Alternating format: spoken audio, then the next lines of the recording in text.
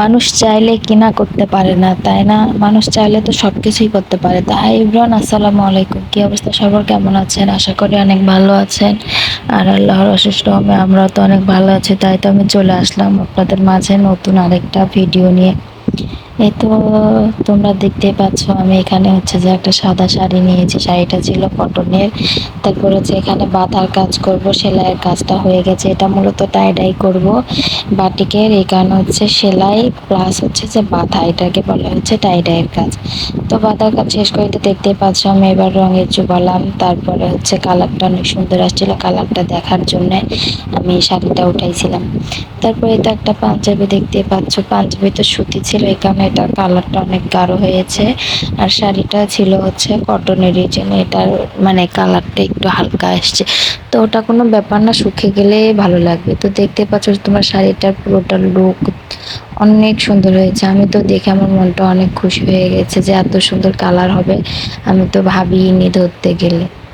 তো আমরা মেয়েরা ঘরে বসে না থাকি, আমরা শখ করে কত কাজ করি, তাই না? সে কাজেও তো অনেকের বাধা। সংসার সামলান, বাচ্চাকে সামলান, স্বামীকে সামলান, শ্বশুর শাশুড়ি প্লাস সংসারের আরো অনেক কত কিছু, তাই না? তো তারপরও যাদের শখ আছে, ইচ্ছা আছে, ধৈর্য আছে, আর মানুষের ধৈর্যটাই হচ্ছে যে বড় শক্তি। আর এই ধৈর্য যদি না থাকে আমরা জীবনে কেউ কিছুই করতে পারবো না, আর ধৈর্যটাই হচ্ছে মেইন। তো তোমরা দেখতে পাচ্ছ শাড়িটা আমি প্রথমে আয়রন করে ভাঁজ দিয়ে নিলাম, তারপরে হচ্ছে যে বোতাম স্টিক দিয়ে সেলাই করে নিয়েছি, কারণ এটা হচ্ছে মেশিনের সেলাইটা দিব না, এই কারণে। তারপরে তো হচ্ছে দেখতে পাচ্ছ এই যে স্টোনগুলো আমি নিয়ে এসেছি মার্কেট থেকে, আমার বাসায় ছিল, আমি তো এগুলো কাজ করি। তো এই তো তারপরে হচ্ছে যে স্টোনগুলো দিয়ে আমি সুতার এখানে হচ্ছে যে অনেকগুলো টার্সেল করে নিয়েছি শাড়িতে লাগাবো, এই কারণে।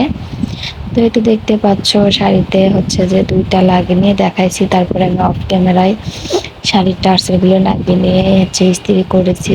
তারপরে তো শাড়ি আর পাঞ্জাবি একসাথে অনেক সুন্দর লাগতেছে, তাই না? শাড়ি আর পাঞ্জাবিটা আমি কখনো ভাবিনি যে আমি এগুলো কাজের মধ্যে জড়িয়ে যাব, কিন্তু আস্তে আস্তে বাসায় বসে থেকে মানে ভালো লাগতেছে না, এই কারণে এই কাজের সাথে আমি আস্তে আস্তে মানে অনেক গভীরভাবে চলে যাচ্ছি। জানি না, এই কাজগুলো আমাকে অনেক ভালো লাগে। তারপরে তো বসে আছি, কাজ নেই কি করবো, পরে ভাবে ভাবে এই তো দেখে একটা বোতল কেটে নিলাম এখানে, আর এগুলো কাচের জারে করলে অনেক ভালো হয়। তো কাঁচেরটা খুঁজলাম তো পাইলাম না, তারপরে তো প্লাস্টিকের একটা বোতল ছিল, এটাই হচ্ছে নিয়ে নিলাম, দেখি তো ফার্স্ট টাইম কেমন হয়। তারপরে তো আঠা দিয়ে সুতা দিয়ে লাগিয়ে, তারপরে আর কি করব, ভালো লাগতেছে না। তারপরে ভাবলাম যে আমার কাছে তো ডলার আছে, তাহলে ওগুলো একটু দিয়ে দিই। তারপরে হচ্ছে একটু লেস দিয়ে দিয়েছি। তোমরা দেখতেই পাচ্ছ ফুলটার মানে কত সুন্দর কালার আসছে, আর ফুলের টপটা অনেক ভালো লাগতেছে। তারপরেই তো চলে আসলাম আমার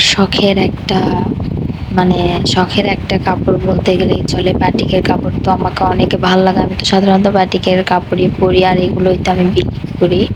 অনেক ভালো লাগে বাটিকের থ্রি পিস, আমাকে বাটিকের থ্রি পিস শাড়ি। আর তোমরা যদি কেউ নিতে চাও অবশ্যই আমাকে নক দিবা, আমাকে বলতে পারো। আর এগুলো থ্রি পিস তো অনেক রিজনেবল প্রাইসে পাওয়া যায় আমাদের বগুড়াতে। তো কেউ যদি তোমরা নিতে চাও অবশ্যই বলতে পারো কমেন্টসে। আর আজকের ভিডিওটা এই পর্যন্ত, সবাই ভালো থেকো, আল্লাহ হাফেজ।